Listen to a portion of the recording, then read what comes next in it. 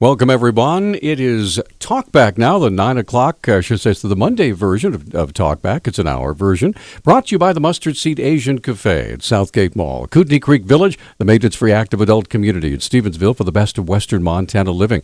Dig It Excavating, as they bring 30 years of excellence to every job. Call 214-4292. Missoula Nissan Hyundai, drive what you want affordably. Stop by today. Find out how leasing may be your best deal on a new car. Locally owned Office Solutions and Services, where you can download their Office Shopper app for purchases and barcode scanning. Transport Equipment, your headquarters for RV service maintenance and repair. Call 541-9097. And by Bulls Eyewear, where they offer some of the lowest prices in town on contact lenses. See Lynette at Bulls Eyewear, 2910 South Reserve. Okay, we have a very special program planned for you this morning. We'd like to welcome back into the studio Dr. Mehrdad Kia.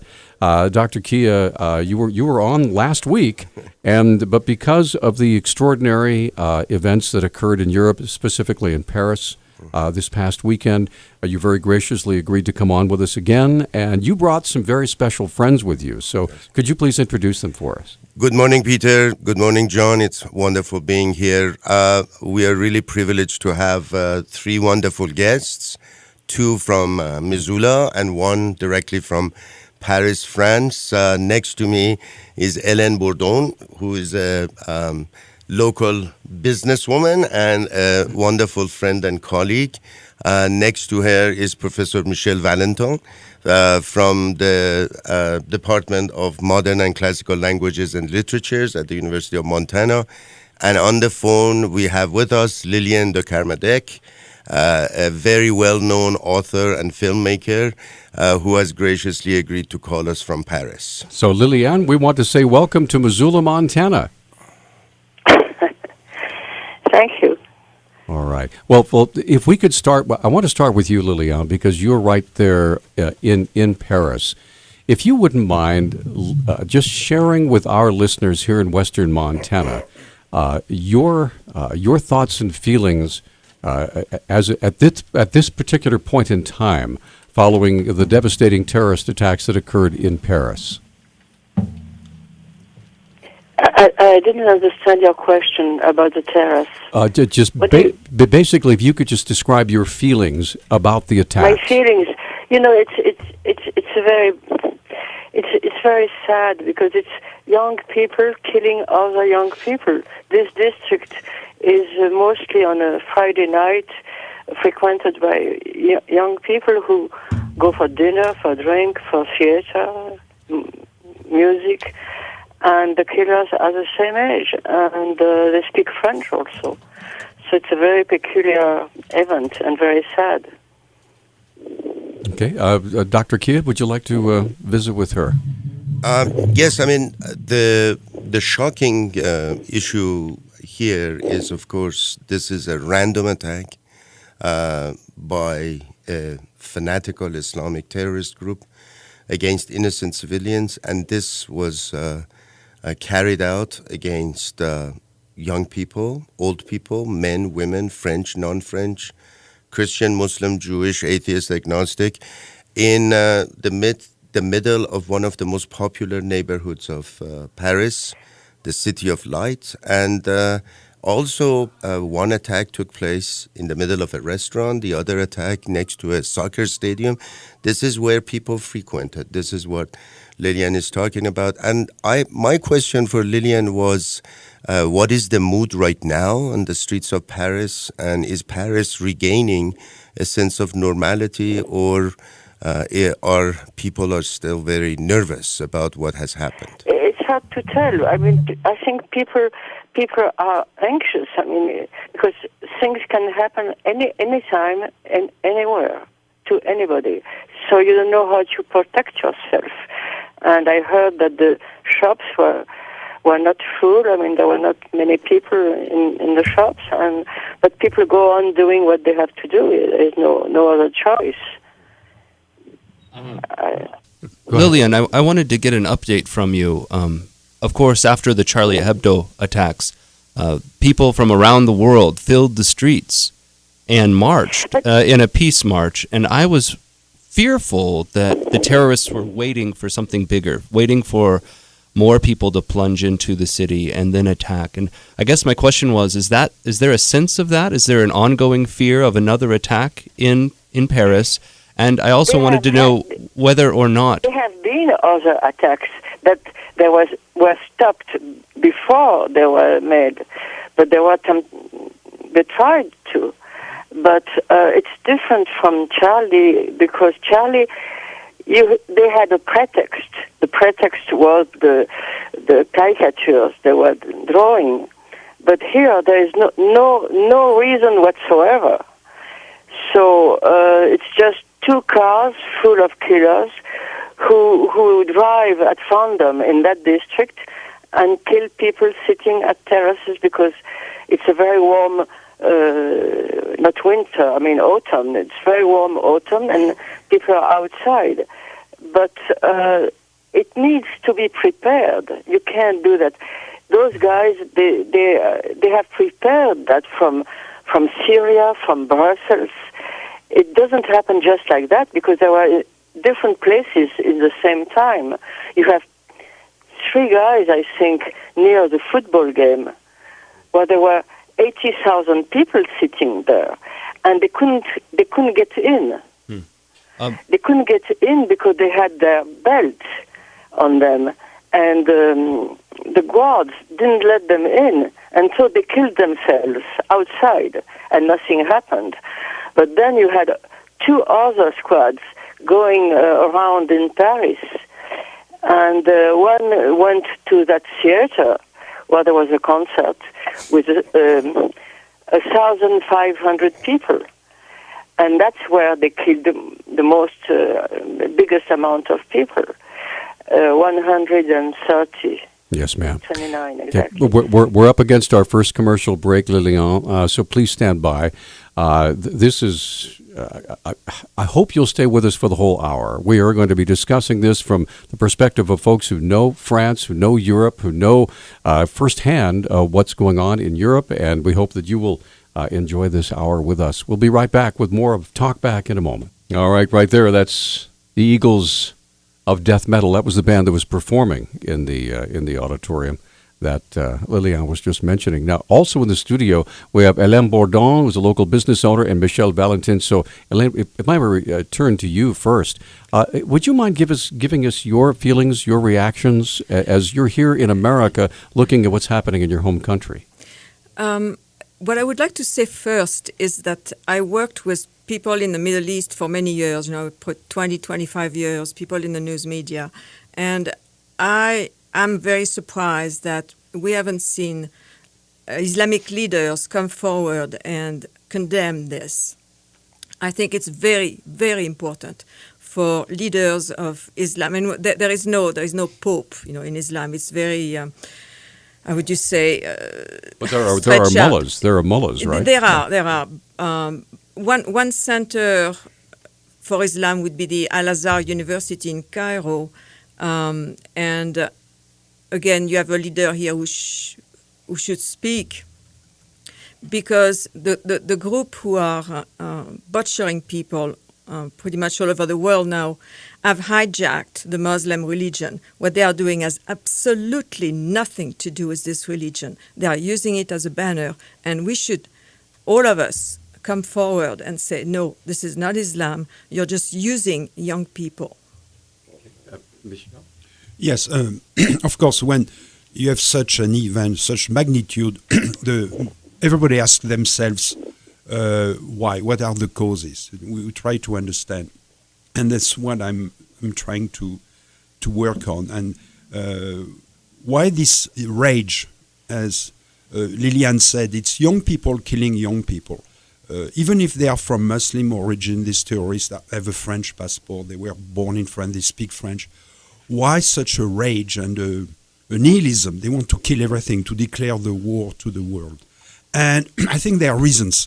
Sociological reasons, political reasons. You have to see a lot of them come from the banlieue, these suburbs in Paris or in great cities in Europe where unemployment is very high, there's discrimination, joblessness.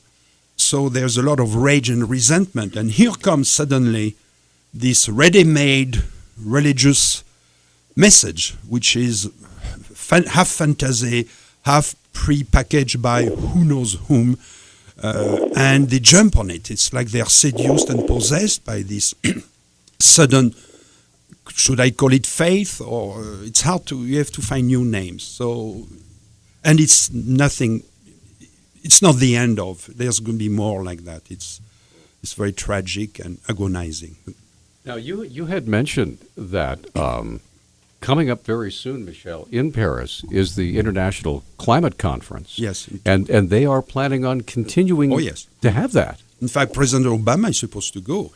And you can imagine the French security system and service must be pulling their hair because they have to assume security for hundreds, maybe thousands of people.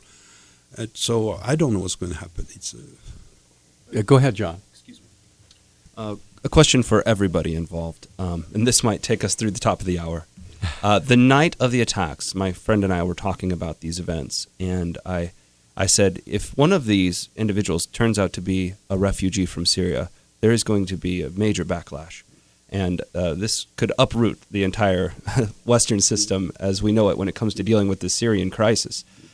I would like to hear some of the responses because it does seem that some of the individuals were refugees. How should Europe deal with this in perspective of this being a possible outcome of absorbing refugees? Liliane, did you understand the question that John asked? I think so, but the refugees, Syrian refugees, have nothing to do with this. Syrian refugees fly from the same reason, and they are attacked in the same way.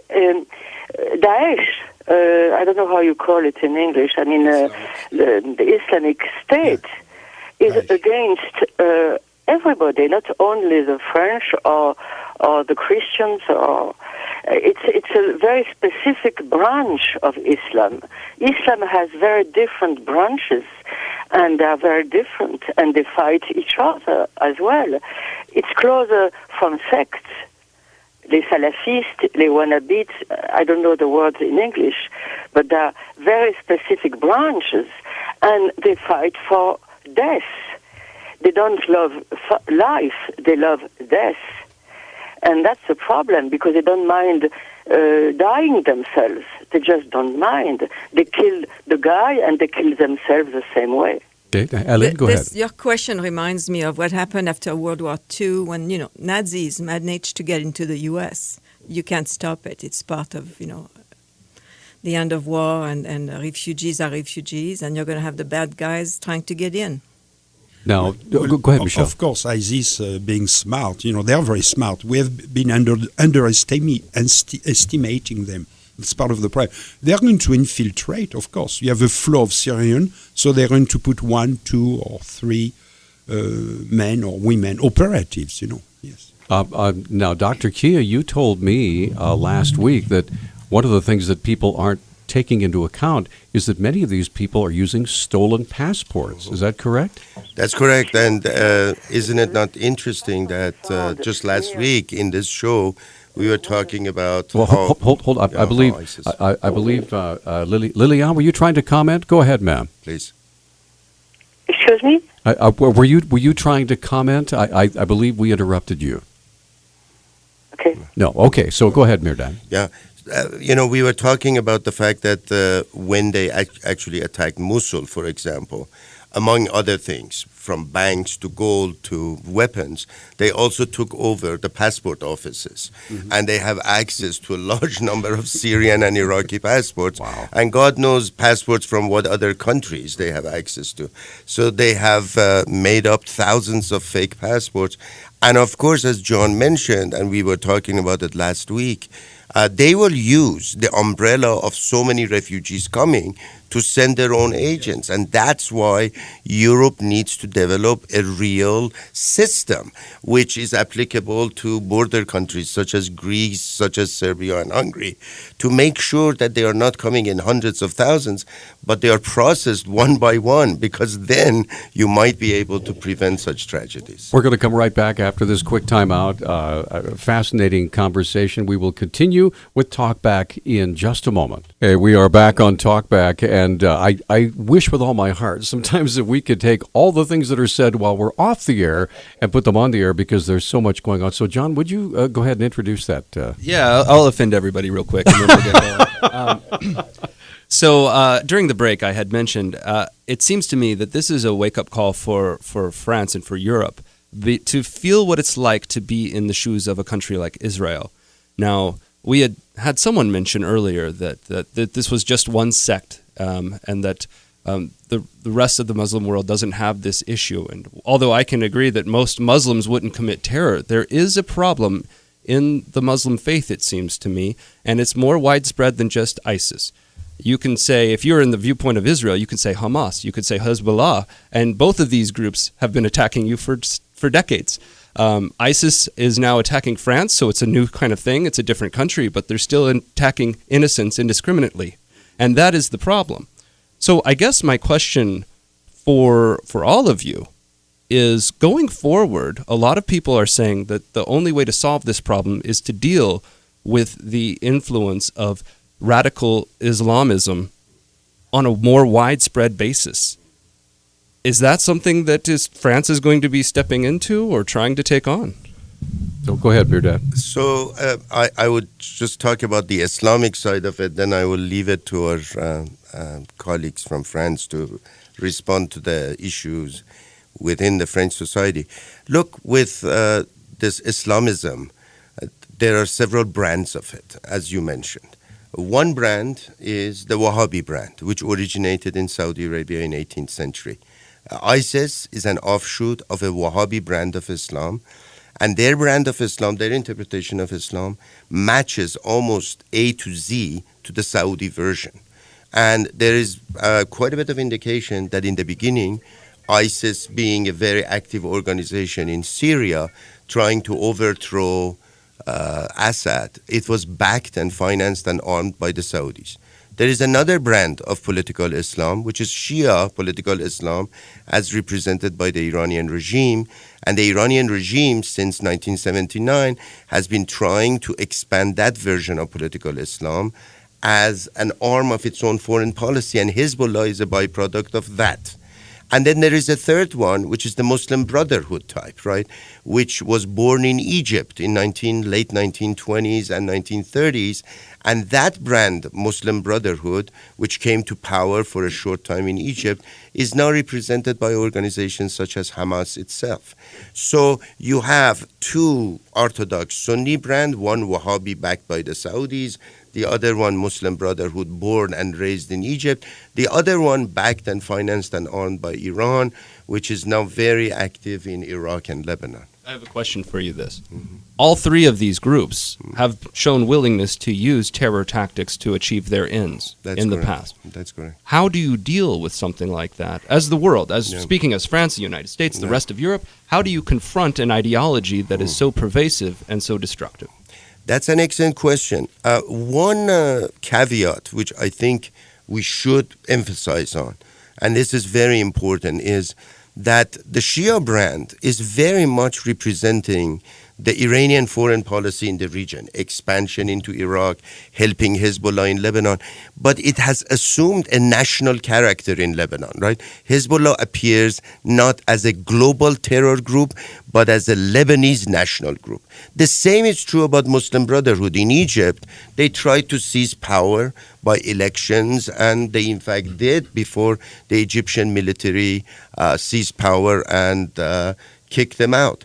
The ISIS brand, the Wahhabi brand, is the brand which is going global, beyond the borders of the Middle East. They are terrorizing Europe. They are trying to come here, and I assume they might have cells underground here, preparing themselves for an attack, and of course elsewhere in the world. So right now, the greatest threat, direct threat, is not from Muslim Brotherhood, though they are dangerous. It's not from Hezbollah, which is confined, at least for now, to Lebanon and Syria, but from ISIS Wahhabis who are trying to declare a jihad, a holy war against the rest of human civilization. Now, Helene, you brought up something during the break that I thought was very profound, and that you said that the location of the attacks on Friday night was primarily where? It was in a quarter of Paris, which has many Arab immigrants, black or from the Middle East, and so I find it extremely sad that people from your own race turn against you. But what I'd like to say, I mean, we keep talking about religion, sex. What bothers me most is that our societies are not doing enough to stop the brainwashing of young people. They are like our kids, they are in their teenagers, 20s. How can they be persuaded to join those butchers? That's where we need to act. I mean, we need to. The military action is needed, certainly, but we need to stop the brainwashing somehow. Yes, I would like to jump there. I think we have to, without the banlieue, those zones of poverty in the periphery of Western city. It's not the same as in the U.S. The banlieue, the suburbs are bad in France. They are impoverished. Without the banlieue, you would have no problem. Like we talk about Israel, great, but remember, next to Israel, there's a Gaza Strip as large as the Missoula Valley. You have more than 1 million people living there, with the youth population, which is certainly 40% of the population is young, or 30%. They have no jobs, nothing. It's a powder keg. So as long as you don't address that joblessness, impoverishment, no hope, no way out, you're going to have a reservoir of people who are malcontent, who are ready to espouse anything. Yeah, we're up against a break. Michel, Go ahead, please. Michel, I can't believe that you can't put everything on the social side. Lots of them are not so poor. They are well inside the French society. They have been to school. They have normal lives. And one of them who lived in Chartres, in a small city not far from Paris, the neighbors said it was a nice family. He was always smiling, being nice to people. They liked them. And one day, the guy disappeared. He went to Syria. And what happened there? You can imagine. Army, teaching, and all of that. Religion. And when he came back, he was what we call a radical. So they are French kids raised, whether they are already raised in hatred by their parents or not, but one day they meet that kind of hatred against us, and they come back and kill. Yeah, and with that, we're going to take a break. Very profound statements. Please stand by. We have more coming up. Michel, Valentin, Helene Bourdon, and Liliane de Kermadek, who's with us from Paris. Dr. Mehrdad also joining us. We'll be right back. In the middle of a fascinating conversation about happenings in Paris, joining us on the telephone, Liliane de Kermadek. She is an author and filmmaker visiting with us from Paris. Helene Bourdon is a local business owner here in Missoula. Michel Valentin, professor of French language and literature here at the University of Montana. Also, Dr. Mehrdad. Go ahead, John. Yeah. During the last segment, Helene brought up the idea that we need to end the brainwashing. And it seems to me that one of the sources, the hive mind, if you will, of this terrorist inclination is located in some of the Wahhabist tradition schools that are in Saudi Arabia and in Syria, elsewhere, where people from the Western world send their kids back home to learn the righteous ways of traditional Islam and come back carrying AK-47s. And that's scary, or box cutters, or whatever it happens to be that's most useful at the time. How do we deal with that and still be a society of free speech? Go ahead, Mehrdad. You're hitting the nail on the head. I think the financial source for the global Wahhabi jihadist movement is Saudi Arabia. And why do we go to Europe? Let's look at Afghanistan. Let's look at Pakistan. Let's ask how many madrasas were built in Pakistan during the reign of the military regime. Ask yourself, where do the Taliban come from? Who did the financing and indoctrinating and brainwashing? It was all done with Saudi money and a new Saudi educational system. Now, adding to that, as we were talking during the break, the Saudis have spent billions of dollars in building mosques, which include schools, and these mosques and schools offer free education, free food, free healthcare, free physicians, and for a lot of poor people in various parts of the Islamic world, this is great. Their kids are getting education, but at the same time, free food and free healthcare. But in the process, they're getting brainwashed, right? And as long as we do not address the source of where these mosques are coming from, who is funding them, who is doing the brainwashing, the imams who are collaborating, and Ellen mentioned something very important. As long as the Muslim religious establishment participates in the process of brainwashing, especially those who feel loyal to the Saudis and are getting funded by the Saudis, we will have this problem. And one of our issues in our foreign policy is this dependency on Saudi oil, which has made us completely silent and quiet when it comes to dealing with the negative and the destructive role of the Saudi propaganda machine.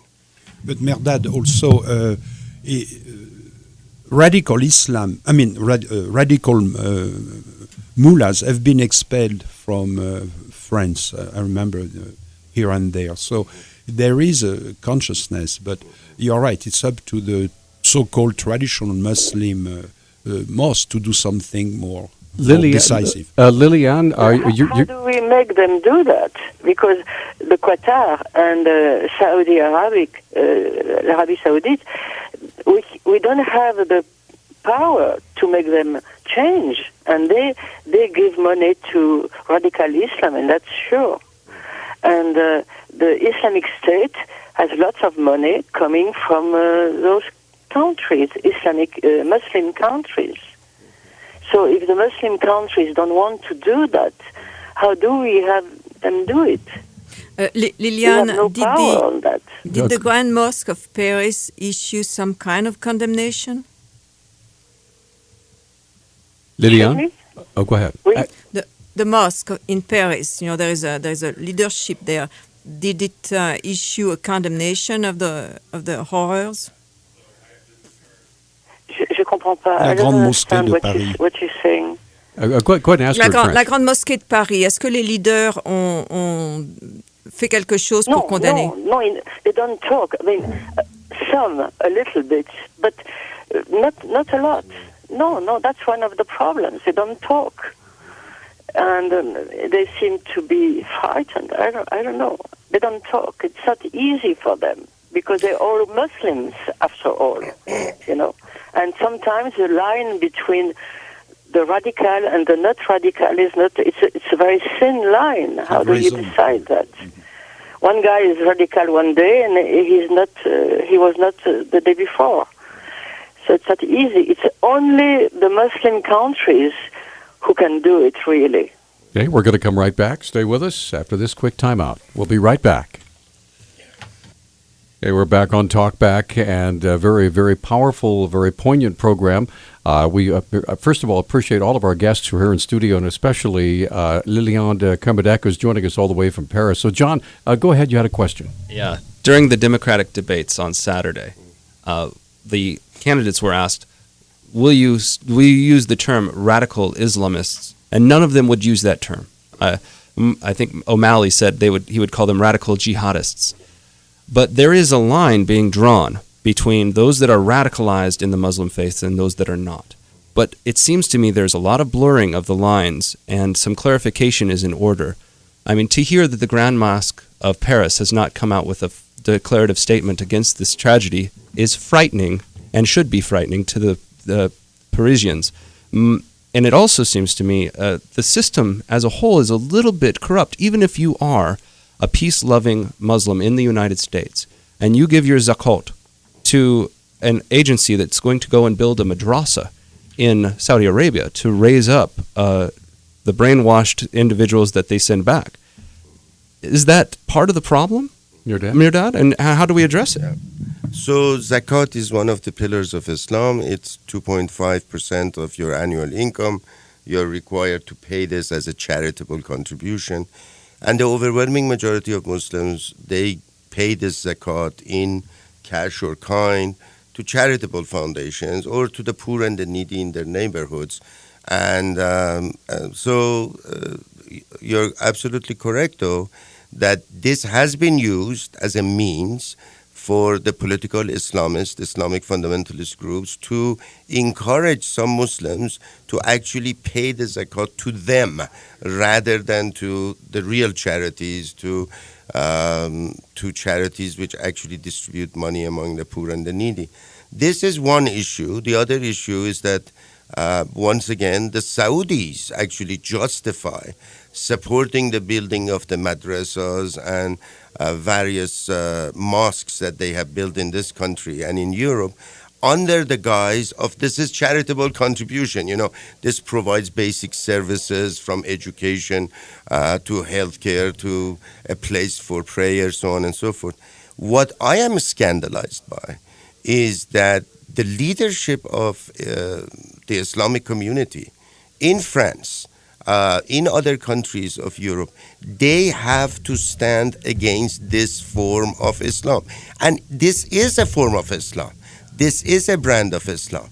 This is Wahhabi Islam, militant Islam, Islamic fundamentalism, however we want to. I don't even care. I could care less how it's branded. It is being used in order to perpetuate a culture of violence and destruction, and the name Islam is attached to it. And therefore, it's incumbent upon the rest of the Muslim community in the world to stand up against it and to fight it. Will they do it? Oh, so what do you think? So, Helene? I don't know if they will do it or not. It's a huge issue. But I just wanted to add to what Mehrdad was saying. It's a culture of violence, but it's also a culture of abuse of women. Mm-hmm. What women have suffered, and we just heard today that 80 bodies have been found in a place that has been liberated from ISIS in Iraq. I mean, we can't even fathom. You know, another sect is going to kidnap 200 girls in Nigeria. It doesn't stop. It's for us unbelievable that women are still, treated like this. Helene, I was hoping you could explain to the listeners the makeup of the Muslim population in France. We talked about this off the air a little bit, but I think it would be insightful for people to understand how big of an issue this is in the country. I hesitate to say issue. I would say it has been, for many years, it has been actually an enriching of the population. After World War II, so many men were dead that France had to import workers from North Africa. And, of course, they were given citizenship and they had many children. So by the early 90s, half the children in French schools were from Arab descent. And most of those families are part of society. They have contributed hugely. They have enriched the culture. You find them in the police, in the army, in the bureaucracy. It is the new France of the new century. But it also means that you have the bad apples, the people who are tolerated by their Arab neighbors, and this should be picked out and something should be done. Liliane, would you like to comment on what Helene has just talked about? I'm not sure I understood it completely, but there are almost 6 million Muslims in France. It's a lot of people. It's 10% of the population. And most of them are just French people, and they don't move. But probably in certain categories, there is a kind of Islamophobia. I mean, some people probably won't hire somebody who is a Muslim. I imagine that exists. I didn't check it myself, but I can imagine that it exists. So, of course, when something like this happens, they are frightened because it could be turned against them. And it will be in certain middles, probably. Sure. And politicals, especially the right wing, is going to use this against them. Okay, we're going to take we have a 1 minute timeout. And Michel, I know you have a comment you want to make. We only have 8 minutes left in the program and so much more to talk about. We'll be right back. Okay, we are back on Talkback, and I know, Michel, we interrupted you. So No, that's fine. Very quickly, Yeah. what Helene said, and they are bad apples, of course. And Liliane said also some are from the bourgeoisie, some of the terrorists. But we shouldn't forget who has produced those bad apples. They didn't come out of the clear sky. Of course, there is manipulation, brainwashing from Saudi Arabia and extremist group, like anywhere in the world. But they are, there is a failure in the French system and the educational system, especially with young men. A certain amount of young men have not been assimilated or integrated. Now, it was not in their genes, right? Something happened. And most of them come from the suburbs. I'm not going to let go of that. So let's not forget that, right? There is a lack, an inability in the French system. While in the US, not the same. There's much more of an integration machinery. Anyway, that's all I want to say. Can I ask Michel to elaborate on the impact of these terrorist attacks on the internal political situation? Because elections are coming up, Northern France elections are coming up, and clearly Marine Le Pen is gaining popularity. And can you define what she stands for, the sort of the right in French politics? I'll let Liliane speak and Hélène on that, but Marine Le Pen enjoys that. I'm sorry. They are extreme rightist people, and they want no immigration, although they're also anti-Jewish and sometimes pro-Arab. So it's feeding their ideology. And all extreme right party in Europe, Austria, even Sweden, the very tolerant liberal Sweden, there is a backlash, an extreme rightist backlash, and I don't like it. It smells bad. Would someone please explain what they mean by extreme right? I mean, people are calling these terrorists extremists. So when you say extreme right, political party in a modern nation like France, we're not talking about Kristallnacht here, are we? What are we talking about? This is Helene. Who knows? Who knows where this is going to lead us? You're talking about what was the preview to Nazism. Well, when people get when some part of society hates another part of society, and enough voters elect a party like the far right in France, you don't know how far that's going to go, because they do not respect civil rights. They are against what France stands for. How so? How do they not respect civil rights? I mean, we've seen how Hitler managed to brainwash a whole country. Sure. It's easy to do. You tell them they are in danger. Okay, so they are in danger. We just saw the danger. So tell me now, what are they doing? What is the extreme right doing that's so extreme in the politics? In the politics, I think they want to take France out of the because they don't have the power, but they're very, very interested in getting that there. And what would they do? See, this is the thing. I don't live in France. I don't understand French politics.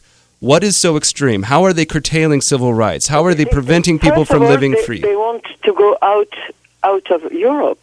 Yes. Which is a disaster. Well, I think you First all thing agree they want that is to get out of Europe. Second thing is to establish borders everywhere.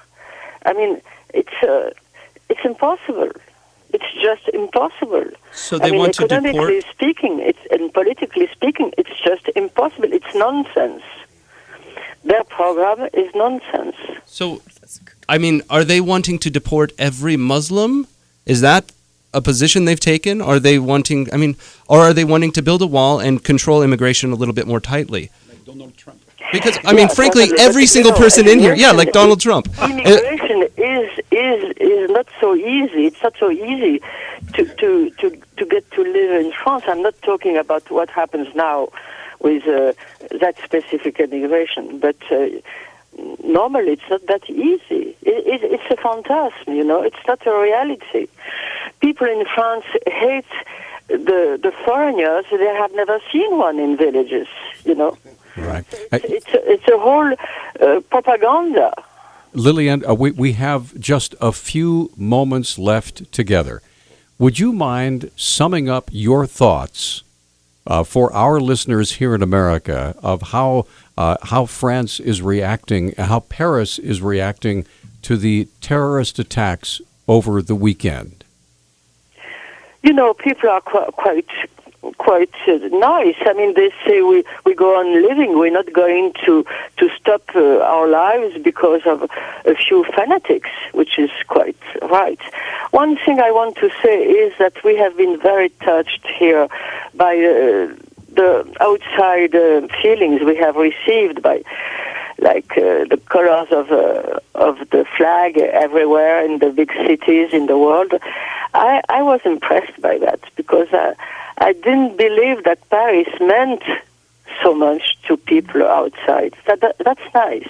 Right. That's very nice. That's a good surprise. Well, otherwise, you know, we're going to go on. What can we do? Liliane, we want to thank you for being with us today. Thank you so very much. And would you stay on the line for just a moment, please? So real quickly, Helene, would you mind giving us just a wrap-up of your feelings this morning? I'm just going to follow up on what Liliane said. It was, as a French person, it was very, very heartwarming to see the world supporting all the people who are mourning. I can't say thank you enough. Okay. Michel?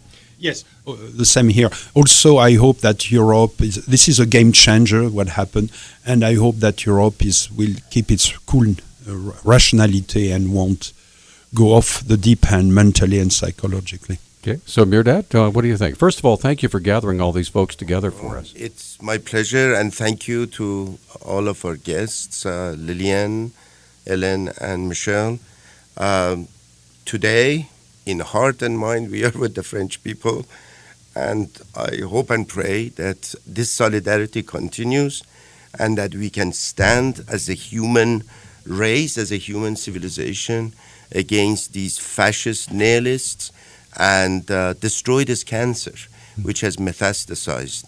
And we have to stand together and fight it and make sure that we do not ignore and dismiss it as a JV team, as anything else, and really understand how dangerous this phenomena is. Right, go ahead, John. I was just going to say tomorrow we'll be keeping on global topics. We have emissaries from Korea. We'll be discussing North and South Korea with Abraham Kim from the Mansfield Center, as well as some special guests. So we're all multicultural this week. You bet. And I want to say thank you to everybody for joining us this morning. I know this has been a very, very thoughtful program. I want to say thanks to all of our guests and especially to our listeners and our advertisers who put this show on every single day. We quite literally couldn't do it without you.